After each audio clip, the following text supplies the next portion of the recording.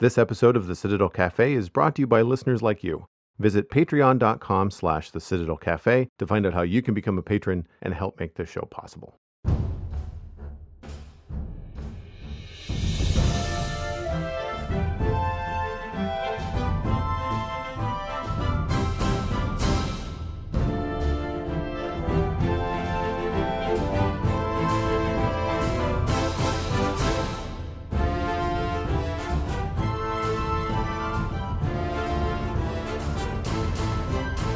This is the Citadel Cafe, episode number 339 for Wednesday, November 20th, 2019. My name is Joel Duggan, and the Citadel Cafe is where my friends and I hang out to talk about the geeky stuff that we are into. Joining me this week, Mr. Brockett Vola is back. You can find him at TheCatVolver on all the social media that matters. Hello, Brockett. What's going on, man? Hello. Not much. Just doing my thing. Just cruising for Just bruising cruising, into the American yeah. Thanksgiving coming up this weekend. That's right. Yeah. And next week we got that coming up. So it's all, yeah, or I guess it's known now as first Christmas in the States, because we already have the Santas and the local pharmacies being sold, like the light up moving Santas. Oh yeah, the lawn decorations. Christmas music on the radio, and then we have Black Friday, which is essentially at this point, Black Friday is a bigger deal than Thanksgiving in the United States, if you really kind of look at stuff, which is terrible, which is just depressing. I went looking for some Black Friday deals because, as I mentioned with Lou last week, I don't generally buy gifts with Black Friday. I tend to try to find some cheap, usually electronic stuff. I generally, at the end of the year, I try to grab some stuff for the studio that I need at a decent price when I know I'm going to save some money. If it's not something I need in June, then I might wait until November to get it. And so I'm looking to pick up an extra monitor. Because, and we'll get into this in a second, I have a new gaming PC, and so I'm looking to have a secondary monitor for it. And the issue right now is I go into Black Friday sales, and there's pre-Black Friday sales. It's like there's stuff that's on sale now that's at Black Friday prices, and then on top of that, there's what's coming up for Black Friday, and it's become wholly confusing. It's no longer just the one day with this one sale and here's our flyer. It's now like this whole month. It's like you could buy now, or you could buy next week, or you could buy the week after that. And it's just like just put stuff on sale. Like I find it so weird that the idea behind a sale is usually a beginning and an end, you know. And so I'm really kind of surprised that they just let people do the whole month. It's the whole. You could buy this monitor now. You can buy it in 12 days. It's going to be the same price. It's not really Black Friday yet, but we're calling it Black Friday. I know it's all very over the top. But I will hopefully find a decent monitor. So this is the fun thing that I find so strange about computer monitors, and maybe it's just because it's a niche market now, but I can get a 60-inch television for $600. I can get, if I want a good monitor, it's like $400 for like a 26-inch, 27-inch monitor. That's ridiculous.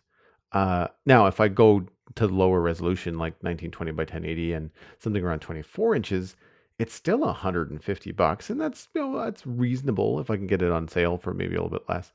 But I couldn't believe that a large gaming monitor was like $400 because televisions now are so cheap compared to what I paid years ago when I bought a big one. And I'm so surprised that those lower end monitors are not like with the hard drives in my computer, my new computer, they cost less than $100. These are the things that like you need for this machine to run. Like you can't operate one without it, right? So it's one of those things that is just really, really surprising that a panel, a monitor, where televisions that are so large are so close in price to a computer monitor, but yet the computer monitor is such a small thing. I don't find the value like across the board. Like when I bought my big 46-inch Sony TV like 10 years ago, it died a couple of years ago now, but I must have paid $2,000 for it. But that to me was like, well, it's a for sure. it's a 46-inch Sony television. Like I expected to pay whatever it was on Boxing Day, like $1,800 plus tax. And and now it's like, Is you can, Boxing Day your I'm sorry, is that like your Thanksgiving, Boxing Day? we have Black Friday up here too. It's the same. It's across North America. Like it's kind of bled all over. Oh, okay. Yeah, it's bled That all over. covers everything. Yeah. Okay, okay. But Boxing Day is another big thing where they have, and it's not Boxing Day, it's Boxing Week. 'Cause Boxing Day is a holiday here. Like everything in Nova Scotia is closed. It's the 27th through the 30th or something, or 31st is usually the Boxing Week sales.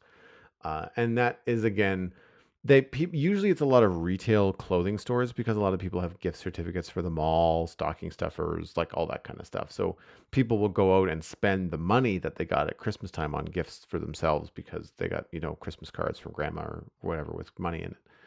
And so that's the big thing up here. But back when I bought that TV 10 years ago, Black Friday wasn't even a thing, or wasn't a thing, at least in Canada at the time. And so now if you're going to be buying televisions, it would be this coming weekend would be the weekend to get them, Mhm. not Boxing Day. I mean, they'll go on sale That's the again, week to go. but generally the better deals are happening this weekend. But um All right now. yeah. There was always an argument, though, I know of people saying the end of the year deals were better, like post Christmas. But I'm always like, the problem is I'm not a researcher Mhm. and I don't constantly like pour over so unless somebody else is doing that work for me, like Black Friday, it's like so much in your face that really all I had to do, cross reference like 5 major stores, and then, at that point, if I'm missing out because I did not manage to check on, I don't know, Marshalls or some, like, tiered down chain that I don't necessarily always check on, then that's fine. It makes me feel like that, but yeah, I've only gone in store on a Black Friday once. Otherwise, I've done some Cyber Monday shopping. That's where I tend Um, to do it too, is online. I, yeah. I would I just look to see what's online, and there are the odd times where I compare online and then I look and say, all right, well, I don't have to wait for shipping and it is cheaper in the store. So, well, I'll go and I'll buy it from the Yeah. store if it's convenient. If it's something I have to go across town for, then it becomes like, well, what's my time worth? Because it's gonna be Yeah. crazy. Like, do I want to spend 4 hours today out getting this one thing, or I can just spend the extra $15 and have it delivered? It's like, well, like Yeah. at that point, it might be better for me to have it delivered. Um, but yeah, so anyway, all of True. this tech talk has sprung up because I have a new gaming PC, which got delivered on Monday. My friend John built it over the weekend, and the parts arrived, I think, late last week. And I've done this already. I did a thank you patron stream yesterday, which was Tuesday, I think. I was streaming all day, so the time and dates have all kind of bled together. But it is in no small part thank you to the support that I've been getting on Twitch, and I was able to put a new machine together, uh, and uh, and now share new games with people, which is super exciting for me because several months ago when I came up with this idea.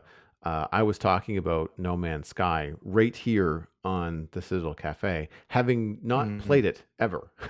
I was just watching. I was watching VODs of people streaming it and playing it, and going like, man, now that is my kind of game. I really wish I had access to it because it's a fairly high end game in terms of graphics and Mhm. what's needed, and and it was PC only, and I've been gaming on a Mac for the last little while, and so now that I have a PC, there's a number of things that are now accessible to me, and like accessible in a cheap way. Like some of the games that I'm looking at trying are $30. Like it's not, that's what I paid for No Man's Sky. I bought it on sale back in August when they released the new version, and they dropped the price in half because the main game had been out for a couple of years.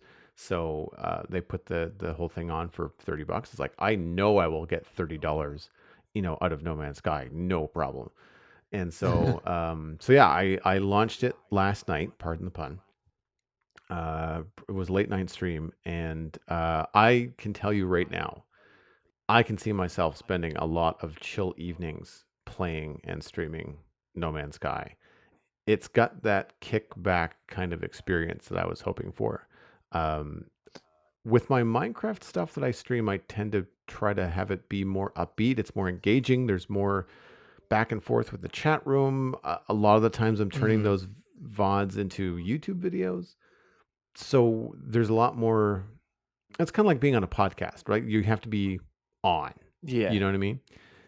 With No Man's Sky, it's I'm sitting in the same position, but it's like the lazy boy experience of like kick back, cruise around space, choose a planet to land on, see what's there, scan some stuff, and Yeah. and there's no bad guys, so it's like Minecraft in that there's not like this immediate threat all the time, and so it's nice in that like your suit might be running low on oxygen or something, but it's not like you're fighting off bad guys and things are always out to kill you and all this kind of stuff. So I really, really quite enjoyed it, and I'll include a clip here in the show notes.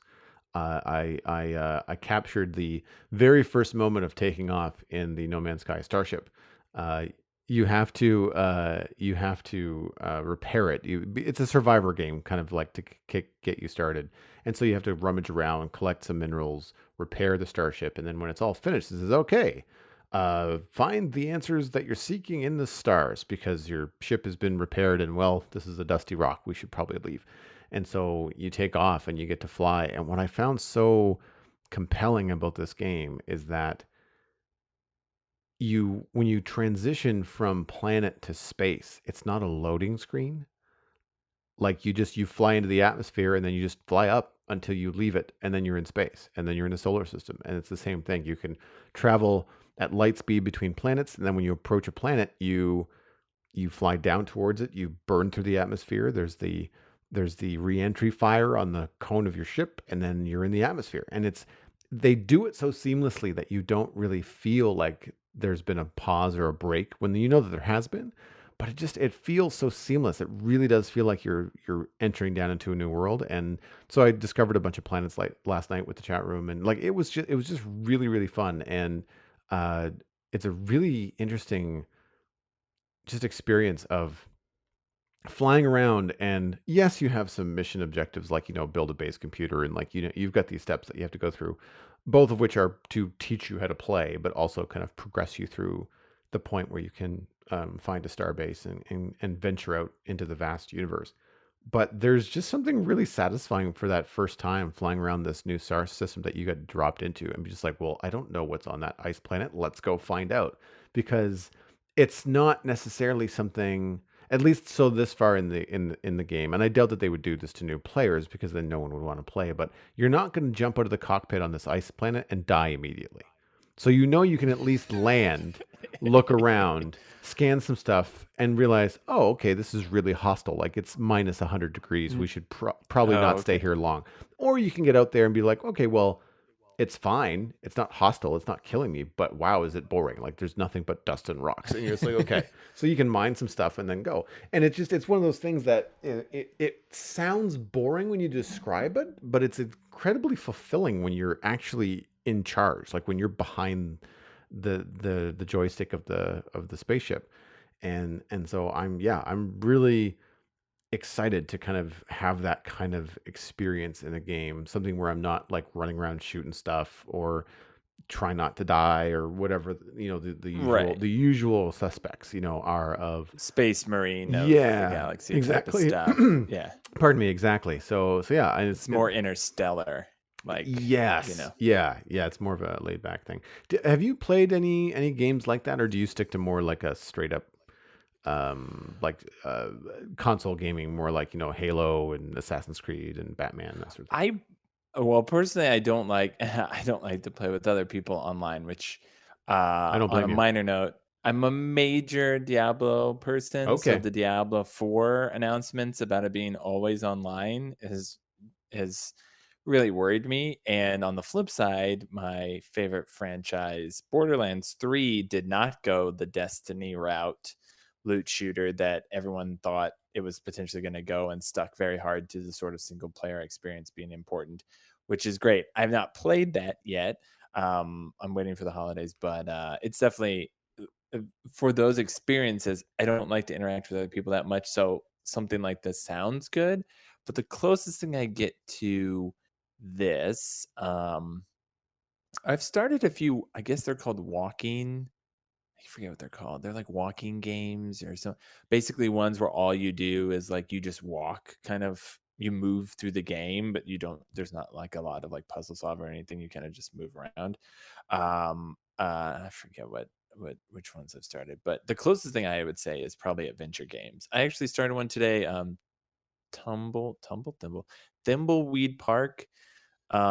Basically, in the same vein, if people are familiar with like the Monkey Island games or Okay, yeah. some of the LucasArts games for Indiana Jones and like Telltale games are sort of like this, but even less like reactionary, more like point and click, pick up, give, push, pull, mix these two objects together, that sort of stuff. That's the closest thing I would come for the most part. It's very tame. Even there was a joke in this game I just played where they're basically like break the fourth wall and they're like, "Oh, well, no, at no point would developers create a game where you could definitely have permanent death. You'll just sort of work around these sort of things." So it's just one of those things where yeah, like the game's allowing you to sort of figure things out along the way and things can change and that sort of thing. And I think that's the closest thing I've come with the adventure games. Of course, in those, there's usually one or two puzzles where like it just drives you so nuts. But yeah, I have never played like a flight simulator, or anything like that. I haven't played like Myst or anything either, which is also very like just move around. Although of course there's some hostilities in those games too. But yeah, I've heard about No Man's Sky, and one of my friends got it and liked it quite a bit, but he was playing in VR. So that was probably one of the things he was really excited about. Yeah. I would really like to try that. I've watched a streamer, Tangent is a streamer that I follow, and we'll check out his streams from time to time. And he was one of the people that I was watching play Beyond when it first came out, because he had played the game quite a bit when No Man's Sky first came out. He played the last expansion, and so when the new expansion came out and made all these changes, he thought, okay, let's try this out because it has full VR support. It's not a version. It's you get to play No Man's Sky in VR. It's just it's VR ready. And Yeah. something I do find a little bit restrictive, and you can adjust this in the game settings. I was excited to play last night, so I didn't really play around with all the different options. Mhm. But the field of view in the suit and in the ship is fairly restrictive, and it makes sense in the ship because like you're in a cockpit and you also have a visor on and stuff like that. But um, you can change the angle and how much you can see. But I find I don't want to do that too much because when it gets too far outside of your regular field of view, it start to feel kind of not cheaty, but like it feels like you're playing a game as opposed to looking through a visor and the experience is there. But when Mhm. what he was doing, and I thought it was really interesting that he had a webcam when he did the VR stream, is that not only was he able to turn his head, so he would be flying in a straight line and he could look out the cockpit sideways and like look at the ground and be like, oh, that's an interesting feature. I should land over there. Whereas for me, when I play the game without VR, I have to turn the ship around to see what was over there, right? Like I actually have to Oh, fly in a yeah, loop to see what's going on, where he can just look around freely. Well, just like when you're driving a car and you have to look over your shoulder before you pass someone, right? It's the same idea. And it was really, really cool because I got to see his head moving in his cam, his face cam with the VR goggles on, and then see what he was seeing as he was looking around in the game. And it was really, really neat. The other thing that he had going on, which I don't remember whether it was part of, I don't think it was No Man's Sky. I think it was part of the VR setup that he was using. He yeah. actually Mhm. had his Twitch chat floating inside of VR space like a widget. So he would Oh. keep it like up out of the way, like to the top right, so that when he's playing the game and looking around, it would be unobstructed. You could see everything full screen. But then when he wanted to check to see what people were doing in the chat room, he would just look up and left, and there it was, hanging in the sky in his HUD. You know, like Where? it was really cool. And I don't know That's whether yeah, I crazy. don't think it was part of the game. I think it was part of the abilities of that particular headset. I think he had an HTC Vive. Anyway, very very cool. I'm looking forward to it. The thing about the flight sim part of it is that it's not so much a flight sim because like you're using a mouse and a keyboard to fly the ship, and so Mhm. WASD is pretty common for most computer games for directions, but in the ship, it's W and S are speed up and slow down, not up and down. And I keep on wanting to try and change the pitch of my ship with my keys, and it doesn't work. Like you go to fly up and you end up slowing down. You have to move your mouse around. So it's a little bit strange. I feel like it would be a really good thing with No Man's Sky to have like an Xbox controller nearby. And then when you Yeah. when you do jump into the ship, just grab the controller and fly with the joysticks. I feel like that would be a much better experience. Or Yeah. if you had a flight stick, like if you had a joystick handy anyway, then that would be cool too. But yeah, it's a little bit tricky uh, in that respect. Can I ask you a question? And this comes up often. Are you an inverted axis person? With a joystick, yes. With a mouse, no. Okay. So you do it where you want to you push forward to go up, or you push forward to look down? If it's a joystick, I'm gonna push down on the joystick to go down. Sorry, Okay. I'm gonna push forward on the joystick to go down. If I'm I using a see. joystick. If I'm using a mouse, and this is because of how I draw, then it works the Yeah. same as a mouse would on a computer screen. If I want to go up to the top of the screen with my mouse, regardless of what I'm doing, I want to push the mouse forward on the mat. Like that's, Forward. yeah. Okay. So first person shooters, I don't flip the axis. And I'm pretty sure, yeah, when I play Xbox games, I don't flip the axis either. So even though it's a joystick, it's a thumb joystick. Yeah. It's not a flight sim joystick. Um, Oh, okay. yeah, Yeah, yeah, yeah. That's yeah, what I do. I was my friend Jeremy always inverts it, and I was like, I remember when I was first ever playing a video game in which it had it. It was a nightmare. I couldn't do it. I yeah, had to do the way where, like, if I push up on the joystick, my character will look up. yeah, If I push down on a joystick, my character will look down. Not the you force the yeah, like it was a nightmare yeah, to wrap my head around that. So I always think about that whenever there's any kind of motion controls and flying a spaceship through space. yeah. I can often see it'd be a extreme detriment to myself and my ship if Yeah. I Well, forget which one's up or down. the starter ship that you get with No Man's Sky is not fast nor agile. So, um, when you're moving it with a mouse, it's really like you move the mouse an inch to the right, and your ship goes, "Okay, let's go that way." And like it's a really you're not going to fly in circles. You're not going to be. I don't want to run into anybody in a dogfight because I don't imagine it's going to go very well. So, I've seen other ships though that are much faster that turn a lot more. Hmm. And I like it's too bad that it's so like swimmy. It does feel like a little bit restricted, but I mean again the idea is that it's your first ship. You're playing the game for the first hour. They kind of want to gate some things Yeah. and kind of get you beyond that. It's been a long time since I've had a really good flight sim. Although I have to say, way back when I was playing the Transformers Cybertron games on Xbox, and there was an online component to one of them. I don't remember which one.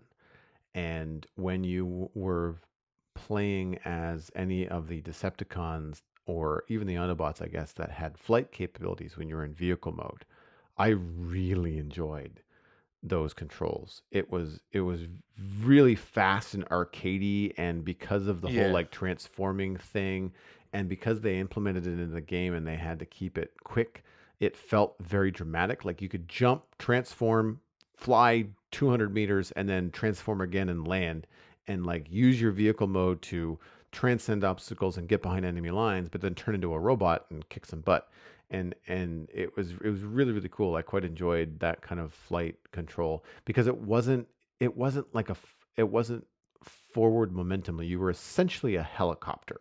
Even when you were a jet, you always had like reverse jets, and you could turn on a dime, you could flip yourself. Like there's all these different things because it was so futuristic. Whereas this, if you want to turn around, like you got to make a giant loop. Like it's not like you can flip your ship and turn sideways, right?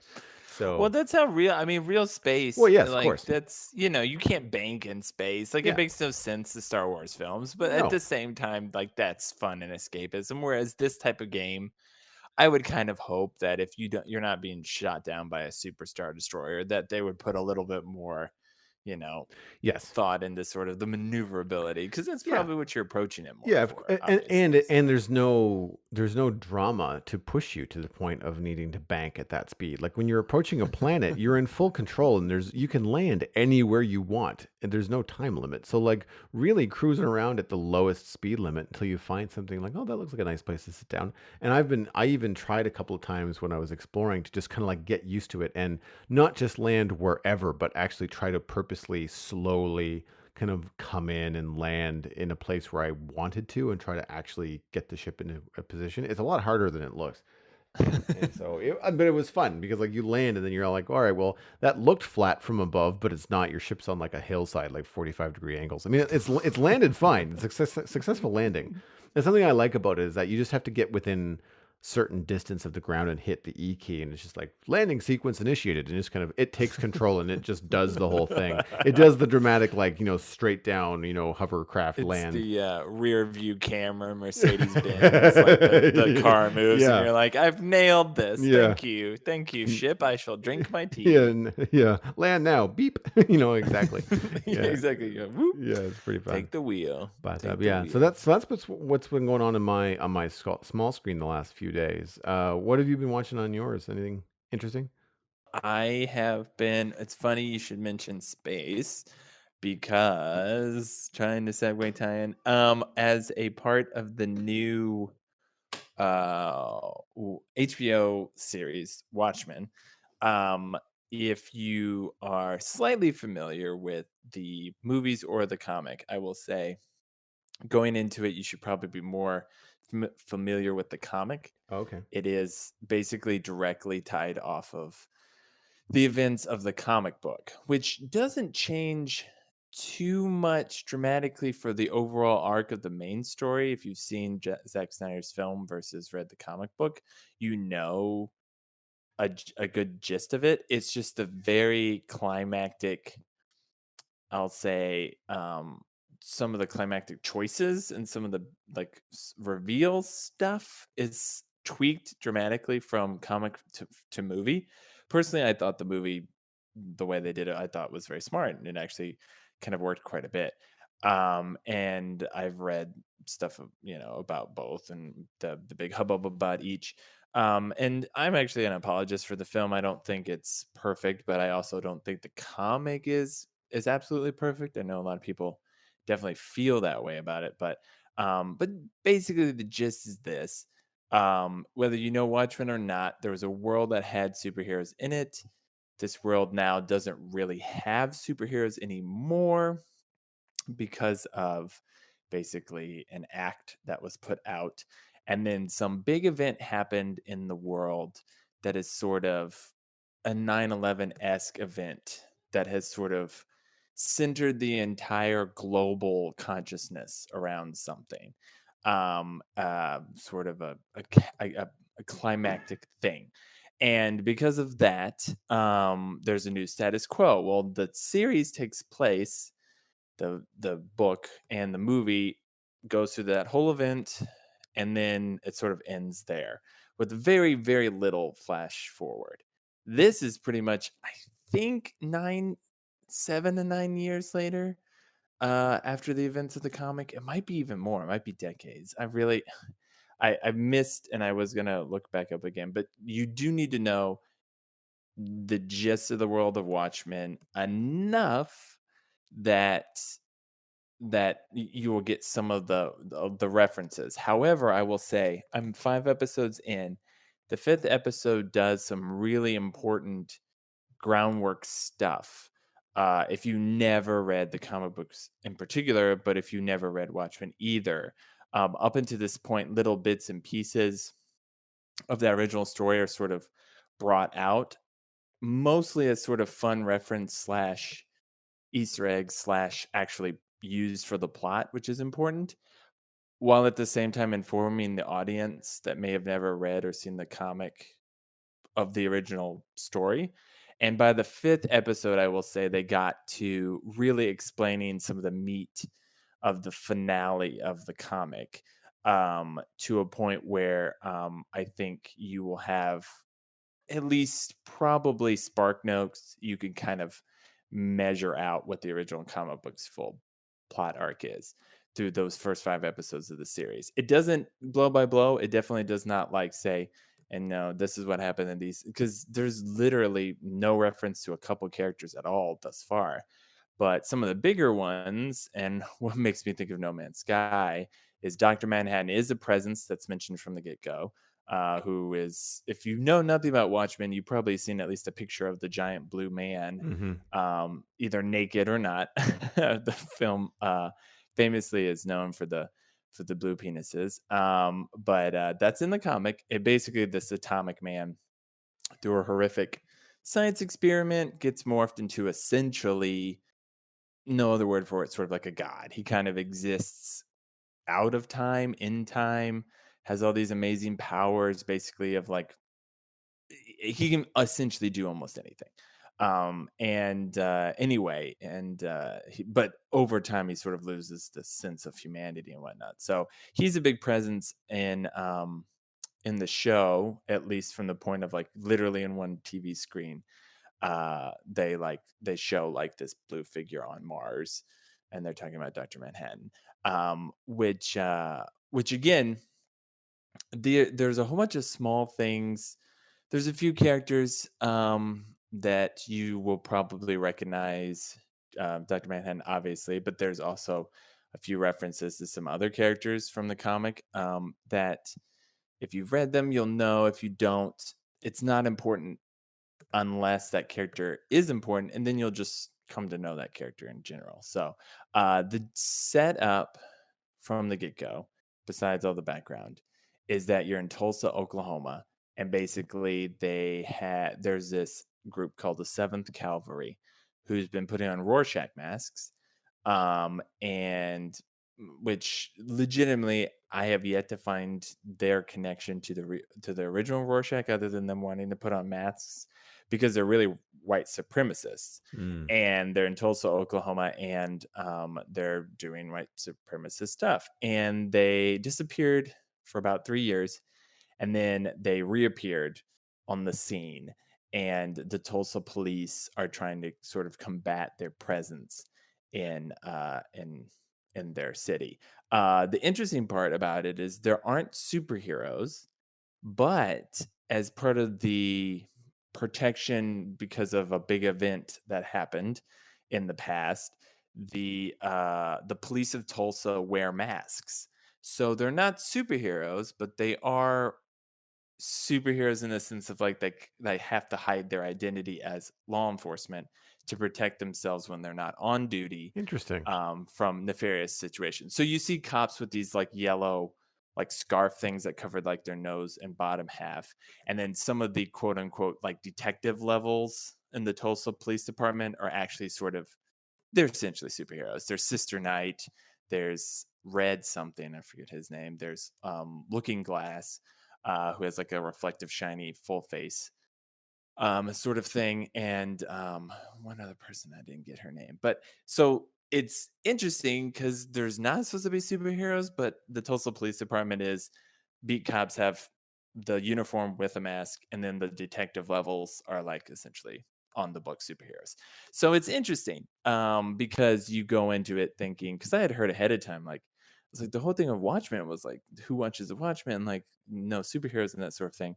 So I was wondering what they're going to do to sort of set up a world where they can have superheroes again. Well, they sort of didn't, but then did. And what's interesting, Damon Lindelof, one of the two main writers from Lost, and then he went on to have a very successful run with the Leftovers on HBO. Is the main sort of brainchild behind this Watchmen series, and so yeah, he's definitely gone. I would say 89% like faithful to feel and tone of Watchmen, but and I think this is important, you need at least enough license within your own thing not to be a complete nostalgic or really beholden to the original material. I think sometimes the Zack Snyder thing was trying too hard to do that, And so when you try and stick too close to something that comes before, you end up with something like Superman Returns, which feels very familiar, but then doesn't really stand out by itself. Hmm. And because of that, I think Lindelof does a really good job. I've had a lot of fun watching with Laura, who's seen the Zack Snyder film but not read the comics. So you only get, even though the film I think is almost 3 hours, but like you only really get the basic plot, but a lot of the meaty character bits and some of the complete side stories of the comic are completely cropped from the film because you just can't at that time you weren't really allowing yourselves to go over 3 hours in the movie theaters. No, exactly. Um, Not to mention that for people that may in in the listening audience may not be familiar, Watchmen is a graphic novel. Like it's a large, right. Sorry. it's a Yeah. big read, and so there's just no way. It's similar to when a novel gets changed into a film. Like you cannot fit everything. You have to trim something. Right, yeah, and it's a full 12 issues, which, equates to 12 months worth of work put in together, and originally Alan Moore and Dave Gibbons did it, and Alan Moore, of course, as his wishes with everything that gets adapted, took his name off of it. But that was another way where it sort of was like, it was funny because I think there's been a lot of talk going into it. Lindelof is essentially saying, you know, I respect what's there, but then, also like death of the author, this is its own thing. So I'm interested to see where some things are changing. I will say up to this point, I really feel like, and I'm not the writer, but I like to write.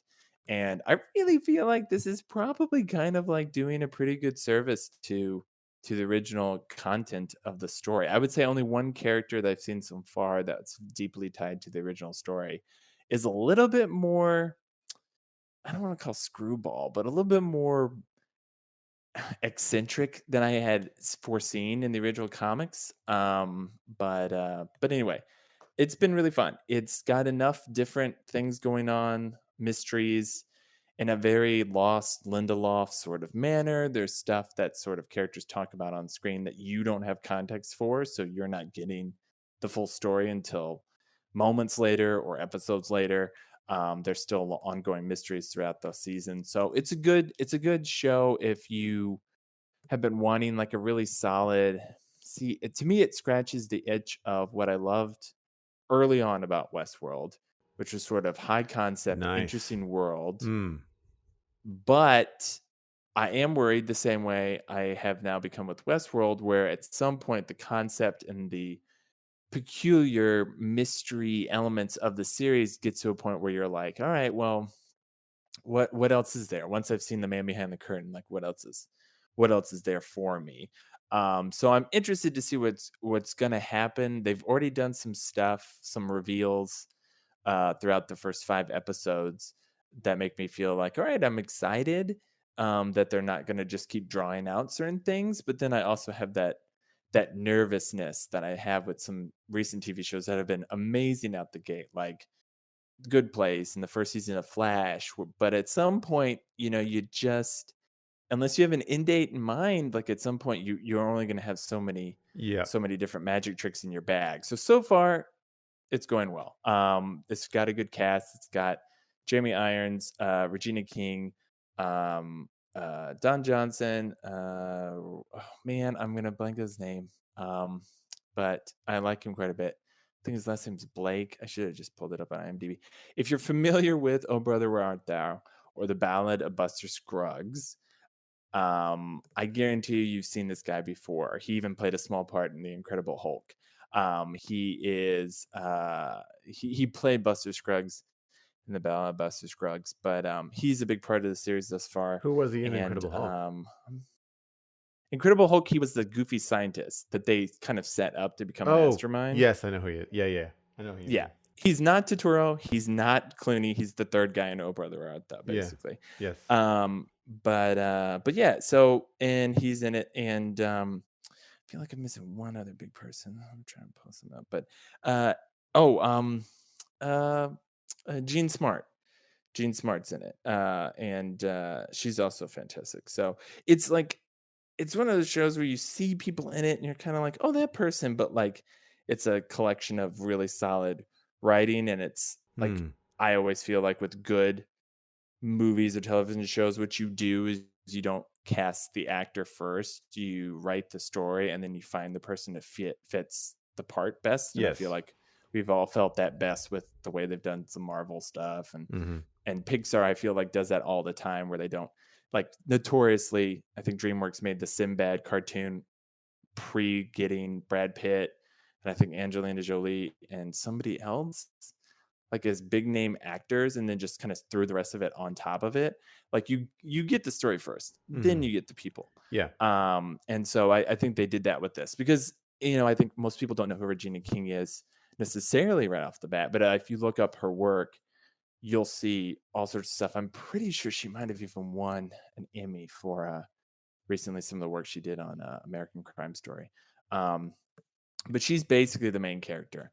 She's one of these Tulsa detectives. She plays Sister Knight, and you get to see a lot of the events of the past few years in Tulsa, and even the long dark history of some of the race uh, issues in Oklahoma. I will say, definitely an HBO show to the point where less it's been about the nudity that you're associating with HBO. I mean, there's some nudity, but to me, it's more the graphic nature of things. Like it has a harsh cold open. Watchmen does. Pretty harsh. And to the point where my wife and I looked up afterwards to see if that was fact or fiction. The cold open takes place in the 1920s. Um, anyway, it's just one of those things where a lot of the pieces in it I think are very fun and interesting and engaging the less you know. But if you were nervous about coming to this because you've never read or taken in Watchmen, I think you can get into it. They'll set up the pieces of the world that they need you to know. And if they don't right away, the fun thing I think for you might be is finding out things from the original story like the characters are finding out things, like you're not coming into it knowing, oh yeah, I was behind the curtain the whole time. I know all these secrets that the world or these people don't know about. Instead, you're kind of finding out along the way. If you are a big fan of the comic book or even just the Zack Snyder film, I think you could also enjoy it. I was very nervous about it going into it, but I think it helped that by the time we watched it, 4 episodes were out. So we kind of kept going. And I think sometimes with TV series now, I kind of like that little extra 3 to 4 episodes to start and then go weekly if I have to, because Right. then you really have a good solid foundation for the show. And you don't necessarily right off the bat are like, do I want to watch this? Do I have time for this? So Hmm. I give it a good solid thumbs up. It has the same sort of prestige as you would imagine from HBO show. The quality of the lighting, the work, the music, everything is really, really good. So I'm not a big fan of the Zack Snyder film, but Mhm. I didn't like the graphic novel, so it doesn't surprise me that I wasn't a big fan of the film. I think the problem that I have with it is just like it's so anti-hero that for me Yep. it just doesn't sit well. Yeah. Um, Not to say that it's bad, it's more like it's not my thing. But It's bleak. yeah, but I'm curious when you've removed superheroes and then you're in this world where it's not a thing anymore and you have the masked police officers and stuff. That's where I find it starts to get interesting. So it's no longer like a superhero show because those expectations are set from the start. And I feel like that's a Mhm. little bit, I mean, it's darker, but it's still an exploration that I would be curious about because when you've got good writing like that, like if that seems to be the focus, that to me would pull me into a world that's grim, even though that maybe not my normal cup of tea. Yeah. I will say it's more noir than The Flash or CW show, Oh yeah, and it's far more, grounded street level people. Dr. Manhattan exists, but even in the original novels, I will say that it felt like it was essentially a whole bunch of green arrows running around next to like Superman.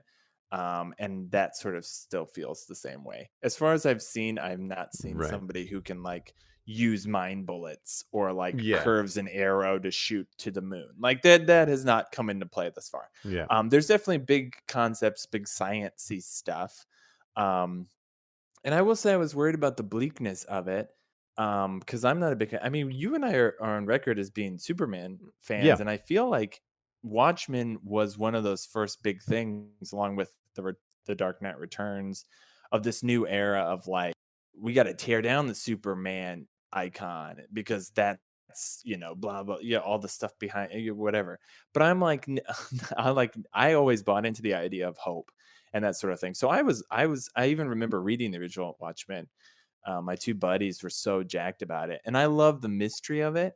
But I was deeply disappointed in the characters of it Hmm. because of what they were like and what this world was like. And I get it. There's a lot more reality to it, but it's the reason why I very, very, very against something like The Boys. I first and foremost, I'm not a big fan of Garth Ennis, but I also just don't.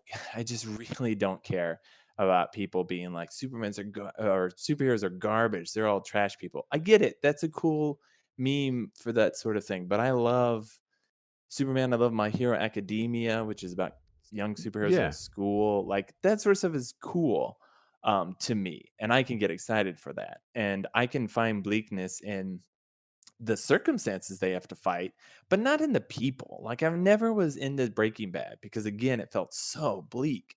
So I Yeah. definitely feel thus far there's not a ton of bleakness, Joel, but I will say that and there's some levity to it in some of the characters.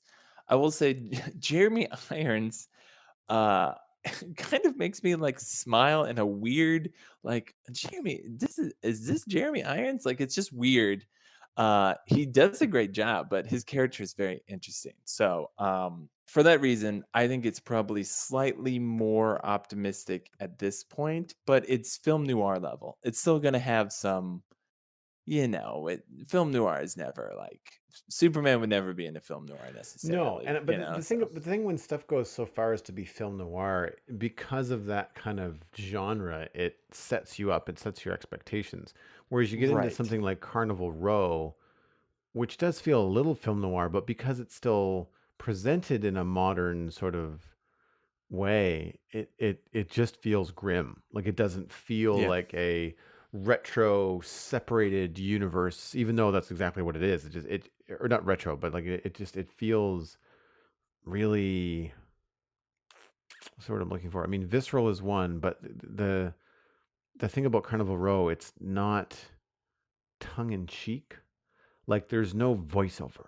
There's no Yeah. monologuing. Like I mean the gumshoe detective is not talking to himself by, you don't get to hear his thoughts as the viewer. Like that's Yeah. so it doesn't have that kind of self-awareness, I guess is the best way to say it. Uh Carnival Row There's takes like its a Carnival Row takes itself very seriously, and that's why it is so grim, right? Whereas yeah. something like what's the word? What's the Frank Miller novel? Sin City. Sin City is dark and it's film noir, but it also doesn't take itself wholly seriously. Because It's the pulp side of it. Yeah, yeah, for sure. yeah, exact pulpy. That's the word I'm looking for. Yeah, yeah, yeah. So if you've got Yeah. that, then you can kind of see it more as an artistic take than you do as a alternate reality. You know what I mean? Right. I agree. I would rather have film noir that is pulpy than the other side. Now, I will say the first season of True Detective is fantastic, and that's not very pulpy, but it's a very good mystery story. And so, if you want a straight mystery, a very good straight mystery, you can have Agatha Christie's, you can have Sherlock Holmes, and that sort of thing. But if you have like the hard boiled Dick, the PI, the down on their luck, trodden film Mm-hmm. noir elements, where you're going to have cops and robbers and that sort of line. Um, I do feel like most of the time I much prefer it when they have the pulpy side of things. There's a little bit more like wise guys in it. You got a lot of throwing jokes around when bullets are flying, that sort of thing. And Right. you chew the scenery with your words. Like you really relish in how smart and witty and you can be. If you remove a lot of that, then you just really have something that's almost too close to reality, where you're just like, it's bleak, and it's like, wow, like good guys, bad guys, there aren't any. There's just people. Mm. And like, I totally understand it, and I totally can get into people's mindsets that that's what they want to watch. But when it gets too much like that, it's I just I can't I don't want to do that as much, which is interesting because I think more in the past few years I've seen more shows like that. They tend to be political, so at least I kind of gloss over it by being like it's political fiction, even though it's probably more close to reality than anything. But Well, that's, I mean, um, Carnival Row is like that. The themes of immigration and racism and classism in Carnival Row are like ripped from the headlines. Like it's you're yeah, yeah, not very much. missing the mark by too much there. But well, speaking of the more, I don't even want to say dramatic because there's really not that much drama in this show, as there is just so much. There is a storytelling, or the drama is situational. It's not that the players involved are being dramatic. It's that the situations, the world events that happen in a show like what I've been watching, which is The Crown season 3, which I know is not a particularly nerdy show, although I guess there could potentially be some people out there that would consider themselves to be like nerds of the royal family and follow their every move. I am not one of them. Um, it's Mhm, not like I'm disinterested. It's just it doesn't really mhm, affect me. I don't read the tabloids, and so like all that kind of like I don't follow any celebrities. Like I don't know any of that kind of stuff outside of what Dwayne Johnson puts on Instagram. Like I don't know any of the gossip in Hollywood because that kind of stuff just doesn't interest me. And I was mhm. too young to be really enamored when kind of like the royal family in Britain had their heyday in like the 80s sort of thing. Like that seemed like when Princess Diana was around, that seemed to be like the darling sort of situation and everybody had eyes on sort of stuff. But I really enjoyed the first 2 seasons of The Crown. And so I was really interested to see what they were going to do with the third because when I heard that they were doing it and I know that they were recasting everybody because they had fast forwarded in time, I thought, oh, wait a minute, this is going to be really different. So, like, am I going to like this? Because I really enjoyed Claire Foy as Queen Mhm. Elizabeth II, and I was concerned that it was going to be too different for me. And it's a very different show, but it's a very different time period. It's set in the 60s. It starts in the early 60s. I want to say 64, 66, something like that. And so the queen is an older queen, not old, but like her kids are graduating high school, or her oldest are graduating high school, going on to university and stuff like that. I think Charles is going to Dartmouth Naval Academy or something like that. So like they're in their kind of like early 20s, 20ish sort of thing. And I have to say, like, as slow as the show is on the surface, I am just enamored through the whole episode. It it's not a fast-paced show. There's no plot. There's no mystery. Like there's no, what if, what happened, what's going to happen next. It's all because I mean it's really heavily, obviously, bio information. They're making Mhm. television shows about the royal family, many of whom are still alive. So like they're not. Yeah. There's no fiction. Well, I shouldn't say no fiction. I don't know, but I don't imagine that they're pushing the envelope that much outside of like inserting conversations behind closed doors, which no one would know of, that sort of thing, Mhm. to kind of keep the pace flowing. But what I do find so interesting about it is that it is such a well done show, and the level at which they portray the royal family and where they are, the situations, the locations. It has to be probably one of the most expensive shows that Netflix has ever made, purely because of the locations that they have to shoot this in. Now, some of it I'm sure is Yeah. recreations, like some of the rooms would not be the real thing. But even just like but Yeah. but all of the outside shots, like even just to have the day to get your B-roll, to be there must cost Yeah. thousands and thousands and thousands of dollars a minute. Like it's crazy. It's like Downton Abbey. Like when you're watching Downton Abbey, and there's just so much, elegance everywhere. You just like even if it's all just made up, and set dressing, it's still that level of detail and ornateness, Mhm. I guess, and that kind of level of state. is really interesting. So there is that kind of eye candy, and it's funny. It's not necessarily all of the people or the events. It's as much the set dressing and the experience of being there as it is the actors. But what I find so interesting about all of this is I actually feel like I'm learning a little bit of Britain's history because they're fast forwarding every couple episodes. They go forward a couple of years. So it goes 64, 66. There's the whole royal family watching the moon landing in 69. Um, and so now I guess in the last few episodes of the season, I haven't finished it yet, but we'd be into the early 70s. It's really um, interesting to see like this window into the past of these major events that I missed because I wasn't live. You know, moon landing. There was a one of the more moving episodes, which was um, interesting in a terrible way, was the Aberfan disaster in Wales. It was a mining disaster where a coal waste. I can't remember what they called them. It's basically a mountain of coal waste, and they had piled it higher than they should have. And there was a spring under it, and it got wet, and it turned into like a giant mudslide, landslide. And it took out a school full of the town's children, and like 80 kids died. Like it was grim. And the story of the episode is how the crown, the prime minister, the government, and how they all handled that, how they responded, didn't respond.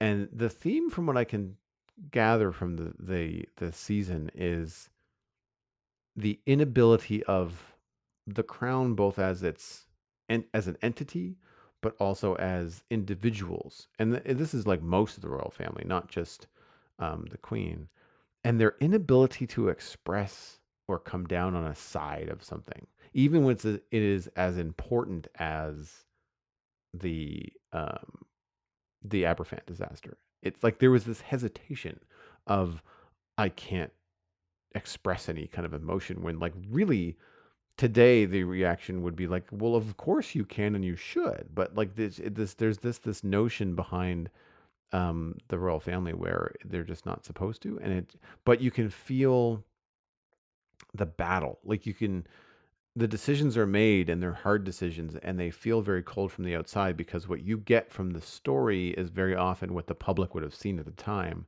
And then later on, usually at the very end of the episode, they peel back and express like this was one of the harder things that had ever happened. A lot of times in the episodes they'll put up this text at the end that expresses like, so this was a long-lasting friendship between these two people or whatever. And what you've seen in that episode is like how that came to be, or in the case of the Aberfan disaster. And again, I don't think this is really a spoiler because I don't think anybody that's watching the show um, would maybe know this, but it remains apparently one of the uh, deeper regrets, apparently, of Queen Elizabeth II because of how it was handled publicly, in terms of how the government and the crown responded or didn't respond, as the case may be. Um, and I just, it's been, I was planning on watching like one a night, and I've been watching two a day. I've been watching one with breakfast and one in the evening. Like usually when I find a drama like this, it's like great, that's my evening, that's my chill time after dinner. I'll watch one and go to bed. And I've been actually watching them in the morning, like one in the morning, and then I'll watch one in the evening. So I've gone through. It's only been a few days, and there's only 8 episodes, I think, or 10. So I've gone through all eight or almost all eight. But what I find so interesting about the acting in it, on the surface, it feels very stiff. And some of the lines and the deliveries, especially speeches that are known, like public speeches on television, like it's probably word for word what was said, because why would you change it? Um, but it's the subtlety of everyone involved. Olivia Colman plays Queen Elizabeth. Tobias Menzies plays Prince Philip. Helena Bonham Carter plays Princess Margaret. Charles Dance is Lord Mountbatten, and Joss O'Connor, who I didn't know. I might try to find other things that he's been in, but he plays a very young Prince Charles, and it's just impeccable acting. I mean, Charles Dance we're all pretty familiar with in a lot of different things, including being Tywin Lannister in Game of Thrones. Um, And it's one of those things where like I'm so used to him being a villain to see him being he's like a stern, senior British, member of the royal family and former military man. So there's not a lot of warm and fuzzies falling off the guy, but he does smile from time to time, which is weird. You're just like, you're Tywin Yeah. Lannister. He doesn't smile. What are you talking about? So there's these little breaks that happen in characters. Same with Tobias Menzies. Like, this is a dude that I have not seen in anything where I haven't hated his guts. Not that he's not a good actor, but he's just so good at being the villain that you Yeah. just like he comes on the screen and you're just like, I just want to rip him to pieces because in those roles he's so good at being vile. And in this he plays the queen's husband. And he has his moments where he's not kind to other people, but they do a really good job of establishing this strange kind of loving relationship between king and queen, or Prince Philip and the queen, but also this distance that they have. It's like it's a very one minute he's being very sweet, and the next minute you see them and you just like they don't even look like they even like being in the same room together. But Yeah. it's obvious that it's there, and it's because of that lack of emotion, and the lack of expression that happens outwardly to the public is also bounced around inside the family, where like even when they sit down to dinner, it's like, wow, this is like the coldest, like not shallow in that it doesn't mean anything, but like the conversation just never gets personal. Like it's all just fluff. Yeah. It's very, very strange.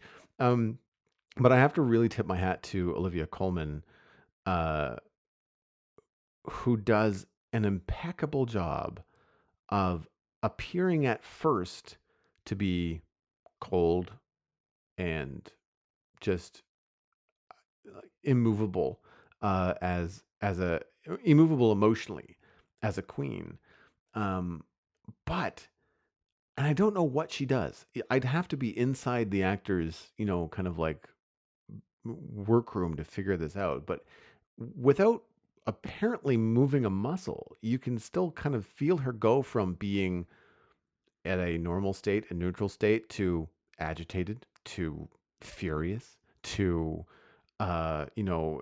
happy. Happy is a little bit easier to spot. It's usually in the softer moments, like between her and her husband, or maybe when she's with horses, that you can see a smile or something like that. But there's moments where she's talking to someone like a prime minister or another family member or something like that. And I don't know whether it's like a posture change or what, but it like on the surface, it looks like not a muscle in her face has moved. And yet you know that she's gone from being like an observant, listening party to I'm about to bring the smack down, and it's just like, Yeah. but she's not visibly angry, and it's a really subtle thing, and I. It's a complicated character to play as well. I say character, persons, real person. But if you're into this kind of thing, if you like the royal family, I'm curious if people out there are watching this and are getting as much out of it as I am, because like I said, I'm not a follower. I'm not like a royal fan. I find it interesting. It's odd that they still exist in kind of our current, global climate, but at the same Yeah. time, you know, a lot of times what they argue in the show is like, well, we don't change anything because like the tradition in times of unrest is everything. And in a way, I can even see that being true today, where you've got such turmoil happening all over the planet, and yet the royal family has been this steadfast thing, and has had to. I think what I find so interesting about it in the 60s and the 70s is you're starting to see the beginning of the royal family struggling to maintain and try to find that place as the world changes rapidly. You know, television, electricity, computers, man on the moon. Like, I mean, this stuff is happening at a lightning pace compared to the 40s post-war, which is where Yeah. they had the last two seasons. And so, yeah, like it's got that kind of a draw of like history through a lens, I guess is the best way to put it. Uh, Again, not a show that's going to have you on the edge of your seat. Yeah. But I know that you and Laura are really into good acting and good writing. And I say good writing because I'm assuming it is because I like it, but I don't know whether it's off the truth. Like whether it's something that is really really pushing the boundaries, or whether it's How much is historical yes, fiction and yeah, what's embellished, that sort uh of thing. what's it called again? Reenactment sort of Yes, thing. that sort of thing. Um, yeah, I mean, I found I cannot. I've tried with a lot of shows, and I think what I realized is I just don't care for historical fiction. Mm, I like history, and there's certain things that I could potentially get into. But other than Band of Brothers off the top of my head, which again is not historical fiction, it's based off of history, but like at the same, yeah, dramatized history, but not historical fiction. I watched as much Downton Abbey as I could. I've watched um Mad Men. I've watched it just comes to a threshold where I'm like, this isn't enough for me.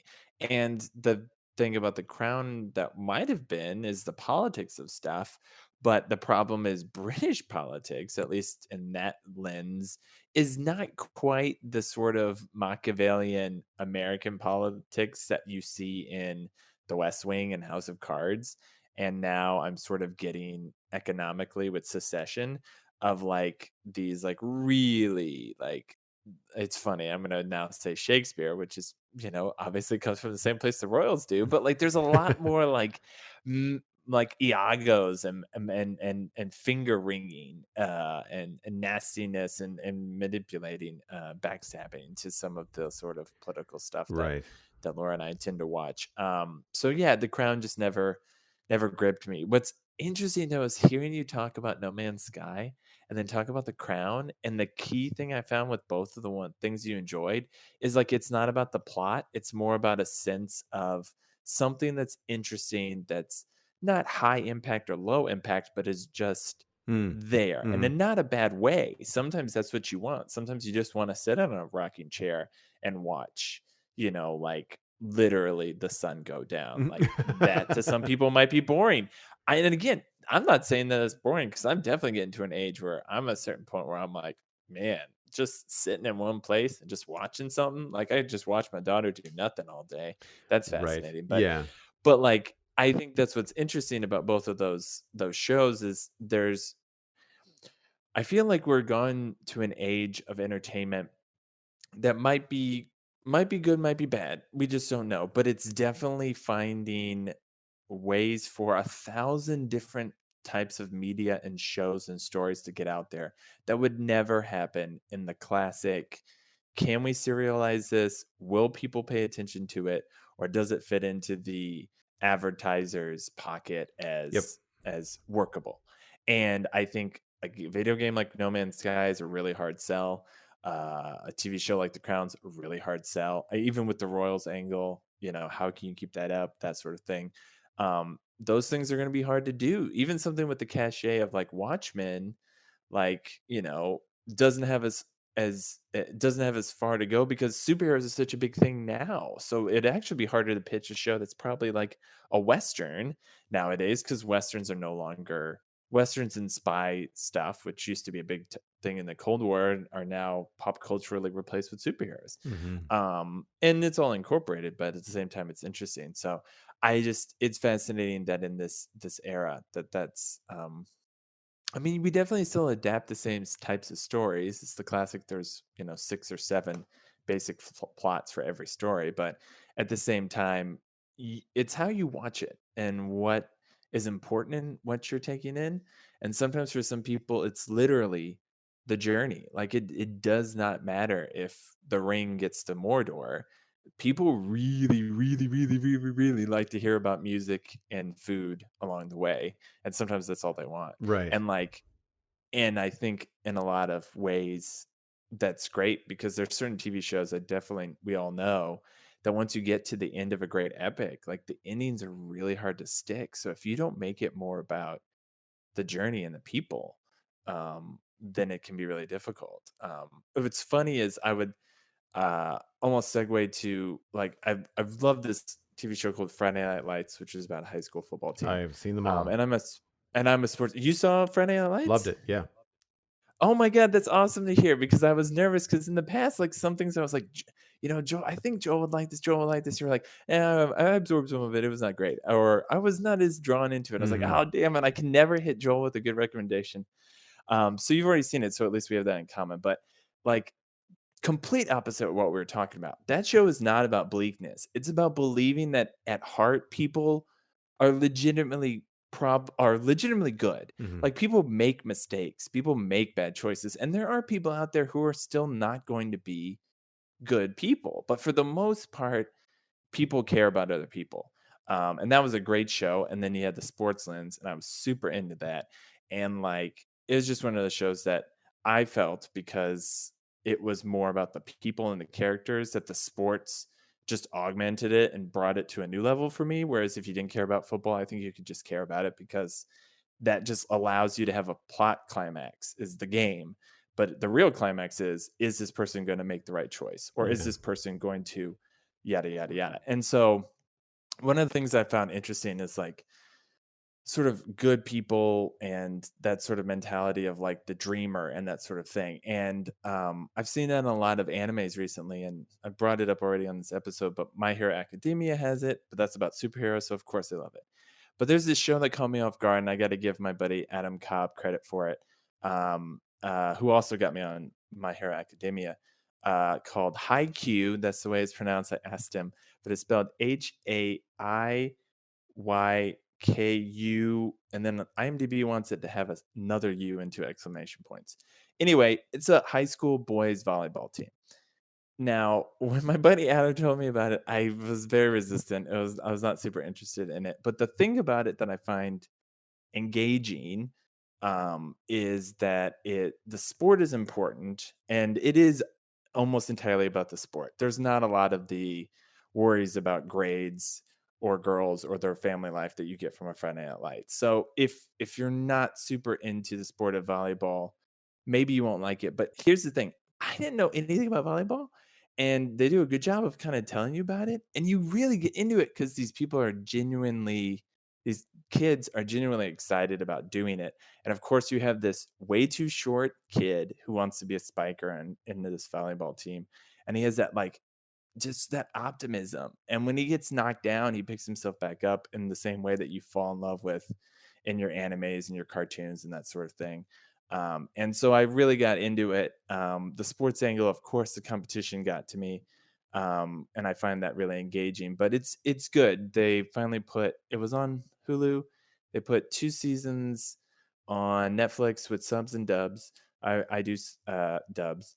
Because I don't like to read. Sorry. But anyway, it's really good. I highly recommend it. I don't need to get too far into it, but it's just a fun show where it's not about, I mean, God, people have crushes in it, but it's not about all the like goofy, like borderline double entendres you get from a lot of animes, even some of my favorites that have it all over the place. And it's not Yu-Gi-Oh level of like nasty villains wringing their fingers. Like, I even complained to my buddy Adam, like the other teams they play in crucial matches, they almost go out of their way to show how the other people on the other team, like, got there and why they're there and why they're playing. And like, so there's almost a sense of like, ugh, you don't want them to lose, but you also like really want your guys to win. Like, they're your team. These people, and you get to see them adapt and be better and trying to be better at the game and that sort of thing. I mean, it's not super complex. There's not a lot of depth to it. Again, they're not. I mean, there was one episode in which they really had to worry about their grades, and other than that, it was entirely about volleyball and getting better at it. But it's one of those shows, like when you're talking about with No Man's Sky and with The Crown, where you're like, I just watch it and I get invested because it's fun just watching people try and be really good at something. And then if they're not good at it, like, they don't get angry, they don't like blame everybody else. And I mean, yes, there's some of that. They're high school kids, but there's still this element of hope, and there's this element of trying and trying to get better. And it really is really engaging for me. So there's 25 episodes per season. Sort of some cliffhangery stuff, not total DBZ level of like, one game takes like 50 episodes, but there have been a few like crucial games they play where it's like 4 or 5 episodes. But overall, it's fun, it's light, and it's one of those shows where I definitely feel like I don't know. I really enjoy it. It's the same way of like my tastes are changing. If you told me I would just watch a show that's just pretty much just people playing volleyball, like I'd be like, oh, that's really fun. And like 15-year-old me would be like, well, is it a girls volleyball team? And like me, even like 10 years ago, have been like, well, is it like volleyball is an excuse for them to use like the dark realms to like summon dragons and fight each other? But like now where I am in my life, I'm like, it's just about them playing volleyball, and that's interesting to me. So I highly recommend that one. It's spelled Haikyuu exclamation point from what I've seen on Netflix. Haikyuu, just a good anime. It's not very tropey or stereotypy from what the genre is overall with all the extra stuff. Like I think it's pretty much all ages appropriate, and if people find that interesting, then go for it. But thanks, Adam, for that recommendation, and I'm really looking forward to trying to watch some more of it. Nice. Well, that is unfortunately all the time we have for this episode of the Citadel Cafe. You can find out more about the show at thecitadelcafe.com. The music for the show is composed by Kevin MacLeod. You can, of course, email us at thecitadelcafe@gmail.com or find us on Twitter and Facebook. Subscribe wherever you get your podcasts. That includes iTunes, Android, Stitcher, and Spotify.